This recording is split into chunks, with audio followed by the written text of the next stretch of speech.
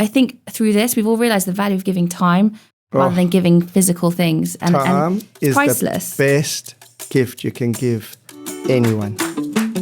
Hi, I'm Sands. And I'm Shira. And this is Gift of the Gab, where we take contemporary issues and look at them through a giving lens.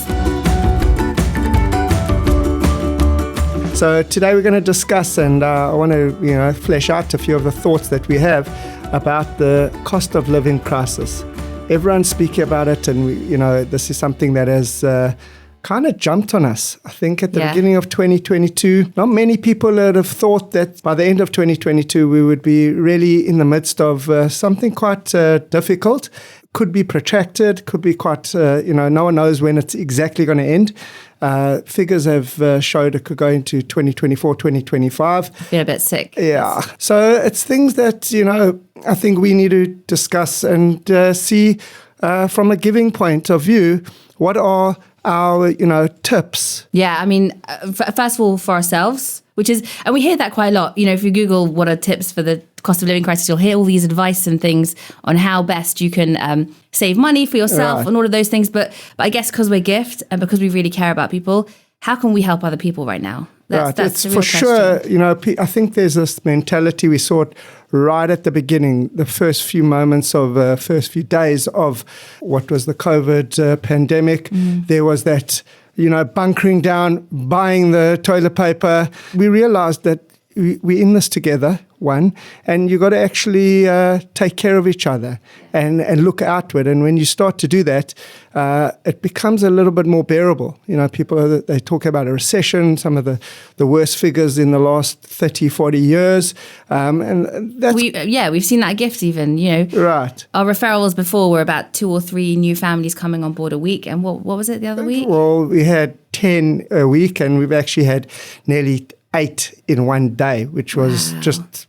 So people that needed food support. There's a kind of sense of, you get the feel, there's a certain desperation in the feeling, in the emails, shall I say, and it's hard. It is really hard. Let's look and see a few of the things that we came up with. Give me your first tip. What would you say? So I would say the first tip, because we're all feeling the pinch, and the first tip when you're becoming a giver, really, and Rav Dessler even talks about it, is to use these things that we're all feeling. So I mean, for me personally, when we get our energy bills, I'm a bit taken aback, a bit shocked, a bit freaked out.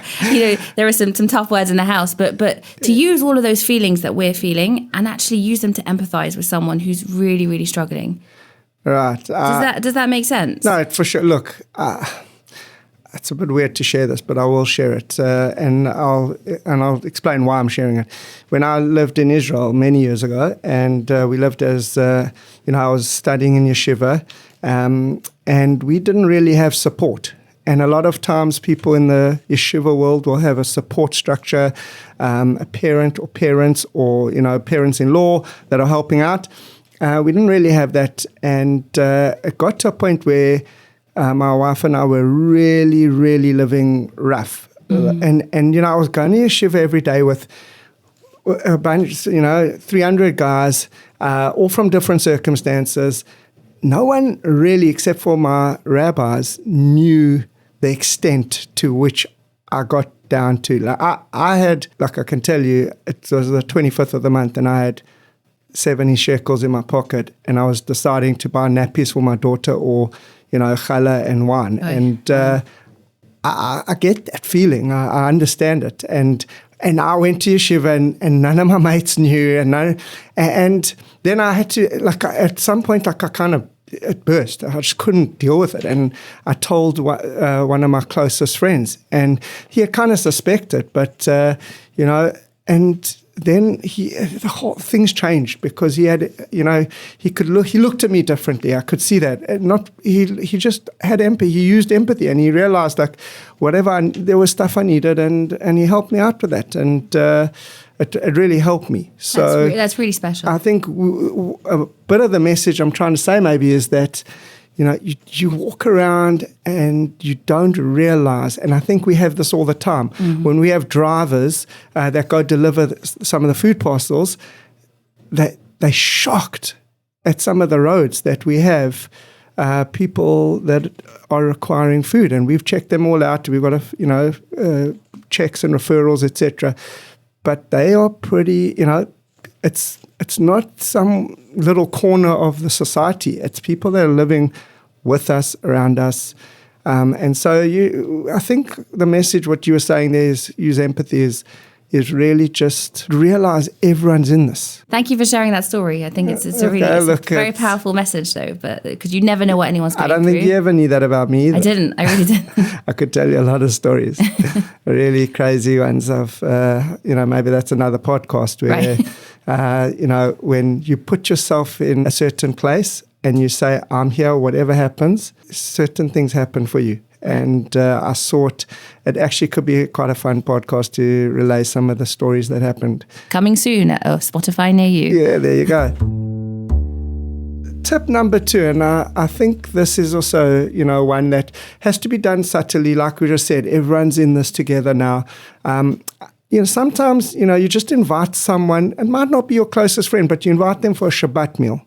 Yeah. And when you invite that person for a Shabbat meal or family, you're really taking a massive burden off them. They now don't have to prepare a meal that can be quite costly. Yeah. I think that's something that we looked at and said, it's a very powerful way to give. Agreed. It's such an easy way to disguise a secret giving. You're doing something so good for someone, but it doesn't have to be hi, I know that you really need the help, so come for Shabbat. It can be a really, really subtle, we always have people for Shabbat. Come to us for Shabbat, but you know that you're alleviating a huge burden. I really like that idea, actually. It's a very powerful thing. And just to note as well, there was one recipient of gift that was quite upset because they were being invited loads of places for Shabbat. Happened to be not because of I didn't think anyone knew their situation, and then their friends were getting upset that they weren't inviting back. That's tough. So I guess never assume that someone, even if you've hosted them loads of times, never assume that they'll host you back. Yeah, no, it's for sure. It is expensive. Yeah, and everyone's got their reasons why they don't. So it's a little bit. Yeah, I love that. And then I guess this one is one that links into all of the things that we've been saying, which is just if someone check on people right now. Check in on them. Just give them calls. Important. We've seen that so often. Yeah, so important. One of our elderly members of our community has missed 2 weeks of coming to shul in the mornings, and after the third day, I kind of phoned him up, and he could not express his appreciation for me giving him a call. It was amazing to just hear how appreciative. And I phoned him every few days. He's been a bit sick, and it's not because of that. It's not because of the cost of living crisis. But he's, that appreciation and that just, it's such a simple thing, but we get caught up in the day and we we are so busy. We get so busy, but let's get busy doing good things. So I think I like that. I have a rabbi that he said to me that he doesn't go to bed without having done 3 good things in the day. Wow. And he once got, you're busy, you're teaching this, you're that, you're meetings. And he got into bed and he realized, I haven't done anything good. I've done 2 good things. He knew he had done this, he had done that. He said, I have to do one more thing. Love so he got out of bed. It's like 1 o'clock in the morning. He thought, what can I do? So he thought, I've got students in America. And he phoned a student in America. How are you? So you're doing so well. I've been watching you. I think and gave him some inspiration. And that was a great thing he did. And then got back into bed. But thank God for time differences. Yeah, exactly. What you got, Shira? I guess one of the things that's come out from all of us, I think everyone across the board has cut back in some ways. And I think especially over Hanukkah, we saw this. People have decided, maybe I don't need to get my kids a present every night, but instead we'll play a game or we'll do something fun or we'll make a homemade thing. And I think through this, we've all realized the value of giving time rather than giving physical things. And time it's is priceless. The best gift you can give anyone. Anyone. I have to tell you this story. Okay, so I was driving home from a Shabbaton and I was designated to take this young lady home. I had my 3 daughters at the back. My wife wasn't actually able to be on the Shabbaton. And I had this young lady next to me and I used to tell these stories. maybe another podcast. It's a book. Watch this book, and you have to buy 2 of each. And I used to tell these stories, and I was telling my girls the story on the way home. And I'm telling my girls, this girl's 19 years old, and my girls were like 8, 5, and 2. And I'm telling them, I look in the back mirror, and they're all fast asleep. So maybe I won't buy the book if it's that boring. Yeah, exactly. I bored them to sleep. So I stopped the story, and as I stopped the story, this girl looks at me and literally had a tear in her eye. She said, "Can you carry on?" Oh, and I was a bit weird, but like I was telling her really the sweet. story, and I was telling this girl the story. I finished it a bit quite quickly, and then she looked at me and she said, "My father's never told me a story. He doesn't ever have time for me." And when I dropped her at home, I dropped her in one of the most prestigious roads in London, literally, a mansion. And I was so surprised. But she just said, and I just thought, my gosh, that is, we all are so That's busy, but incredible that story. little bit of time That's for that time is priceless. that is an incredible story. So yeah, I guess for that one, it's about, you don't have to always spend money on doing things. We saw it in lockdown. For me and my family, some of the best time we spent together was just going for a walk in a cool park, and we didn't spend a penny. Yeah. And we found that these precious moments are actually very special. Oh, definitely. Love that.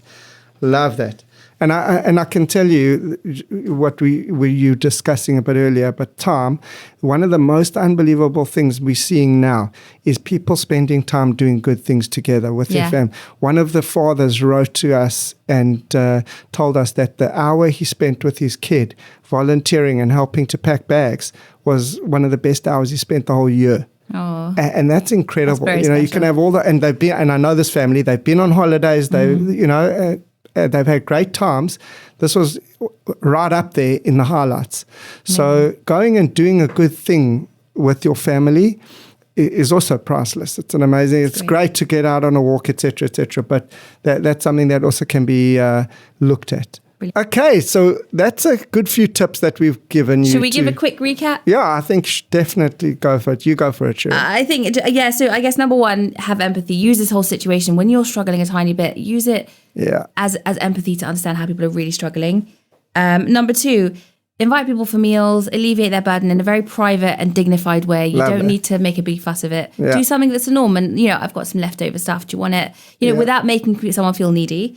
Check in on people. Oh, give them a call, see how they're doing, see how they respond to you. Yeah, it's about the response also, right? Yeah, it's about the response as well. And then think of luxuries that you personally can cut back on, things that you don't necessarily need, and think about how much they could help someone who really needs it with the basic necessities. Use that money towards that. And then also give time. Time. Crucial. Powerful. That really are supporting people right now in a crisis that could do with the help. It is so important. And just to remember, we're in it together. And if someone is struggling, there's always people to speak to. You can always speak to someone. You can always call. You can do it anonymously. You put it out.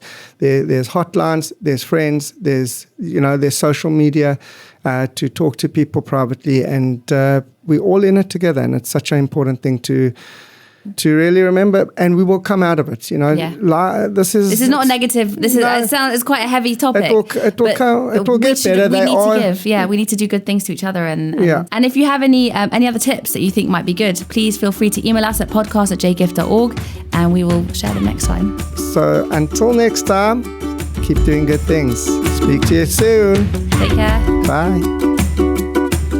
Gift's mission is to inspire and enable lifelong giving. Subscribe to Gift of the Gab podcast wherever you get your podcast from. And feel free to drop us a note at podcast@jgift.org if you have any comments or any suggestions of what we should be talking about in future. And of course, check us out on social media @Gift Charity for ways to get involved. Thanks so much.